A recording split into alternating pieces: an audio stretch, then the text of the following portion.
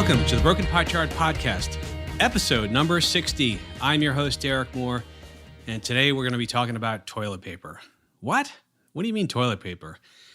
Yeah, it's a good example of how prices work, elasticity of price, and by the way, would price gouging actually be good in this case? A lot of questions there's some debate on that. And so I thought this week with the news that stores are running out of hand sanitizer, toilet paper, with antibacterial wipes, cleaning supplies, and all that stuff. In fact, just the other day, I noticed that somebody had bought so many rolls of toilet paper, those 4 packets of toilet paper, and that literally they couldn't even see out the back window of their car. They were just shoving them right into the car. And so it's kind of an interesting case study, and I'll try and leave the we'll let other people talk about the whole coronavirus and all that stuff. But I thought it'd be interesting to shift gears and do a little more of an economics podcast this week, because this is has a lot of interesting things with regard to how prices work, supply versus demand, and also when prices change. And really, I think it's an opportunity to take a critical look at whether well-intentioned policies that sort of clamp down or prohibit price gouging, are they actually potentially doing more harm than good? And the way I want to look at this really is sort of just kind of pose a couple questions and talk about it, and maybe it spurs you to do a little more research on it and come up with your own opinion. Of course, when we talk about supply and demand, anyone who's ever taken an economics course, they know one of the first things they teach is they draw the little, long L-shaped graph, and they tell you that supply is one line. You draw that line from the top left corner all the way down to the right, down to the ground, and you could do supply up to the sky, right? You draw the supply line.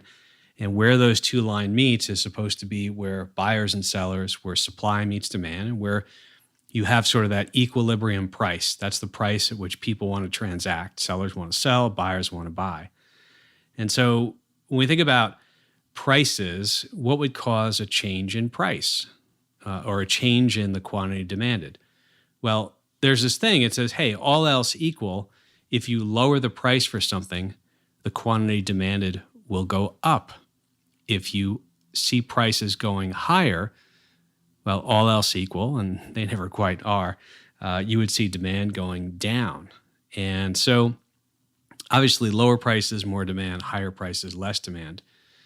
And this gets a little bit, without kind of seeing the graphs and everything, but it's easier just to talk through it. The idea is that if demand were to shift, if there was more demand, more people wanting to buy, in theory, prices should go higher. Because more people demanding it means that in order to supply and meet demand, you have higher prices. And so that's what normally works, right? Demand increases, suppliers are able to get a higher price, demand decreases, suppliers can't get the same price. If they want to increase their sales, they've got a lower price where supply meets demand. Pretty elementary stuff in economics. You're probably like, yeah, I did that a long time ago. But it's worth repeating. And we'll get to sort of the toilet paper and the price gouging thing in a second. But the other thing to think about is when you look at a price of a good or a service, it's generally people look at those and they say they change, demand changes as, let's say, price changes, or demand doesn't change no matter what the price is. So something that absolutely you have to have, let's say an insulin pen or something like that. If price goes higher, demand normally stays the same. And that's a good example of when prices are what's called inelastic. Inelastic is just a fancy economics term for saying demand doesn't change even if prices change. And remember, that's all else being equal. When prices are elastic, they're sensitive to changes in price. And so if a good or service goes up, you would expect demand to go down. And if a good or service goes down in price, you would expect demand to go up. And so things can be really elastic, meaning very sensitive to changes in price. They could be absolutely inelastic, meaning same amount of demand or quantity demanded, even if price goes up tenfold. And you sort of have these different variations of that. So back to the toilet paper, price gouging and things like that. I'll try and put some links in here. But I was reading an article today. Somebody passed it to me. I think it was in the New York Times. And I don't think it's behind a paywall. So I'll link to it. And there's actually a story about somebody who has something like 17 or 20,000 hand sanitizer bottles in a storage locker. And this person or persons, I'm not sure if it was more than one person, they had started to sell them on Amazon, or I don't know if they actually started selling them on Amazon. And they were selling them for more than they bought. So they sort of went around, gobbled up a bunch of supply, and we're going to do what's called retail arbitrage. That's where they buy something at one price and then sell it for more, sell it for a higher price. And obviously they can make the difference there. Amazon, eBay, different sites like that apparently have squashed that and taken a lot of those listings down. And so the crux of the story was this guy has a warehouse full of 20,000 bottles of hand sanitizer, and he can't sell them on Amazon. And so I'll link to that. But it brings up a couple different things. And one of the arguments against, let's say, price gouging is that it's unfair. There's sort of a lot of different ways to look at it. Is it morally okay to do that? That's one sort of discussion. What's the morality of it? But there's also, just from a pure, let's take out anything else and just look at supply-demand economics, there is sort of a case to be made, and the case that people who believe that price gouging is all right make an interesting case. And one of the cases, I'll try and find it, I remember John Stossel had posted a video, and he had a little bit of video in there as well of famous economist Milton Friedman saying price gougers should be given a medal. And the example that John Stossel used was, during natural disasters, and I think it was a hurricane specifically, what do they need? Well, they might need any number of things, but one of the things that are in demand and there's not a lot of supply of are generators. And the video he did told the story of a person who, I believe they lived in a state, I don't know, maybe 10, 12 hours away. This person goes and buys a couple generators, maybe 3 or 4 or 5 generators. And the intention was to buy them and then bring supply to an area that has a ton of demand and satiate or satisfy that demand and make enough of a profit to cover the expense of not only buying the generators, but then bring them there.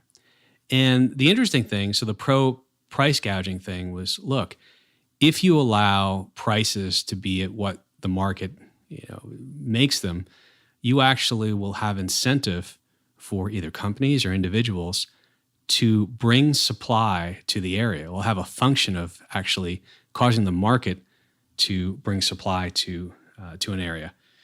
And in there, they kind of said, look, if there's no incentive, let's say this, and they just use that example, this person bought the generators, but can only sell them for what he bought them for. Well, then he would lose money, in gas and renting a truck or whatever, the heck else he did, right? So one of the arguments also for price gouging is the idea that it will help ration supplies. And so we talked about prices being either inelastic, meaning demand doesn't change no matter what the price is, or elastic, prices change as price changes. And in this example, I'm going to say prices go up, demand theoretically should go down. I saw another, I think it was in some news station in Denver. I don't know how I found it. I just was doing a search because I knew I was going to do the podcast. They had a news reporter go undercover, and people were selling toilet paper and hand sanitizer, kind of like in the back, in a parking lot in the back, from the back of the car, something like 4 or 5 times the price. So one of the arguments to allow prices to rise when demand goes up is that it would actually help ensure, or hopefully help ensure, that supply is there and everyone who wants to buy toilet paper can buy toilet paper because they've set the price at a level which will avoid people sort of just buying, 50 rolls of it, right? They'll buy what they need and then everyone sort of has it. And that's an interesting idea. And I think it's, because let's face it, one of the things with hand sanitizer, toilet paper, cleaning supplies, the theory is at some point you'll need it. So why not just buy as much as you can right now and you store it and then you have it and you buy more than you need because, well, all right, at some point you'll use it. But if price was higher, would people say, wait a second, I was only going to buy what I need. Since price is the same, why not just buy more? And I'm going to buy as much as I can because I know I'll use it anyway and it doesn't go bad. And what happens is supply gets cut because you have all these people just buying as much as they can. And instead of just buying what you need, you buy what you can. And there's really no rationing there. Now, some stores have actually started to do rationing where I think you go into a grocery store and they say you can only buy up to 5 hand soaps, antibacterial hand soap, or so many rolls of toilet paper, so many hand sanitizer bottles or wipes or whatever, right? So stores have started, I think, to ration. But it is interesting. And the other interesting thing, too, just kind of alluding back to the arbitrage that people were doing where they were buying large quantities. So what did that do? It took supply off the market.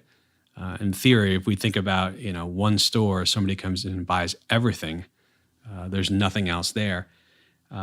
But if stores were actually charging a higher price, that actually would have the effect of taking away the arbitrage. In other words, if stores were actually selling something, the rolls of toilet paper, for the quote unquote market price based upon the demand, number one, theoretically, the demand should drop as prices go up. There would be rationing just from the price discovery or the idea that prices went higher. But also, if stores were charging that much, there'd be no opportunity for somebody to go in and who would buy out the whole store if all they're going to do is buy it and sell at the same price online. You take away that arbitrage. So, there's the arguments against it. Really, the idea of, hey, if you allow people to profit in times like this, that's immoral. It's not right. They're profiting off, things that people really need. That's certainly that argument can't be discounted. But I do think it's really interesting when you just look at the pure economic side. And when you look at the pure economic side, it says that maybe if you allowed the price to go to more of a market price, that people will actually not hoard it, not buy more than they need, and it would actually essentially have a self-rationing effect. So if we take maybe the other side of this and think about it from the supplier side, the other thing that's interesting is if prices go higher, businesses tend to go where the profit margins are. It's one of the reasons why, just thinking of if you're looking at a finance textbook, if there was an industry where, a couple of businesses are making 40% net profit margins, at some point, someone else is going to recognize that and say, hey, that's an area we need to be in. Other people come in, more supply comes in, and eventually those margins drop more to, a reversion to the mean. And the same thing, if profit margins are squeezed so much that there's so many people now, the idea is that people will leave because there's better profits elsewhere. But the supply side is interesting too, because in general, if you make the incentive for private companies to actually manufacture and get things out to areas that need it, maybe there would be other entrants into the space, or maybe companies would dedicate more resources, especially if it was worthwhile. The other part of this too that we're seeing is obviously travel demand is down. I think I saw somebody sent me an email that you could fly from JFK. JFK, of course, is one of the major airports in New York City, to LA rather on short notice. And anyone who's ever bought airline tickets knows that if you're buying a ticket on really short notice, prices tend to go higher. And airlines discriminate, and I'm using air quotes, in their pricing, meaning that normally they make their most money from business travelers. And so they charge business travelers who typically have to book things at maybe really close to the departure date, and don't really have any flexibility on price. So let's say if you have to go to a meeting or a conference and it's next week, you buy the ticket because you have to be there on that date. So they actually, quote unquote, discriminate their pricing to raise prices for the business travelers, the ones who typically buy the tickets have to go on a certain date and usually are booking things closer in. The leisure traveler who's maybe looking at a vacation, typically those prices are going to be lower because someone says, hey, I want to go on vacation the first week of June. The airline ticket to Hawaii is $1,000, but if I go in 2 weeks, and what's the difference to me whether I go the first week or in 2 weeks, it's only $300. I'll wait. A business traveler can't. But anyway, that's just a micro lesson within this lesson as far as the way that pricing goes. But the other side of the coin is the JFK to JFK Airport to LAX, which is Los Angeles Airport. Somebody sent me something that you could buy. I think it was a flight next week. I didn't look at this to verify it, but it was something like $140 round trip. I can tell you that normally a flight from JFK to LAX a week and a half out would probably be a lot more than that. So what is that representative of? Well, the airlines are trying to spur demand. When demand drops, in theory, they have to lower their prices and lower them to a level that would pique people's interest and potentially bring flyers. Of course, the other thing that airlines could do is they can take supply off the market, and I think you'll probably see that as well. But the other thing, when prices get too low, what happens? Well, supply sort of goes away, and typically in downturns or when demand drops for travel, you'll see airlines lower capacity, try and shrink the available seats and things like that. So, all right. So for today, I know normally we do more market stuff. We do more things related to options and stocks and things like that. But I think it's a really interesting case study in economics. And when you look at sort of the question, would price gouging actually be better in a situation like this? There are arguments on both sides. But in theory, if, let's say, a store could raise their prices and it would decrease demand, would that mean instead of having empty shelves, would everyone who wants to buy the roll of toilet paper be able to buy it because the price would be high enough to meet the demand, and you wouldn't have to, and you would sort of have this self-rationing. So I'll post a few links in the descriptions. I'll post the one to the guy who bought I guess he bought 20,000 bottles of hand sanitizer. He's got them in a locker. I think he said he's going to sell them locally now. I'll let you read that. And if I can find the John Stossel piece about the guy with the generators driving to a hurricane area who got arrested for price gouging. And by the way, it's interesting because, at times there has been supply shocks in energy. In the 70s, we had if you had an even numbered license plate, you'd go on Tuesdays to get gas. If you had an odd number, you'd go on Wednesdays. And they tried to sort of, keep demand down. But it is interesting. There have been times, in fact, in the Phoenix area, or actually in Tucson, there was a rupture of a pipe that brought, gasoline from Tucson to Phoenix, and there were shortages.